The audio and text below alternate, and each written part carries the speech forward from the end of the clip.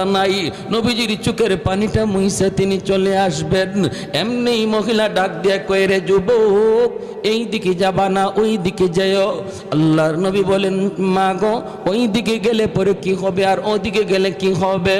কয়, বাবা ওই দিকে যদি যাও মুহাম্মদের সামনে পড়ার ভয়, মুহাম্মদের সামনে পড়ার ভয় আছে রে বাবা, এই দিকে তুমি যেও না।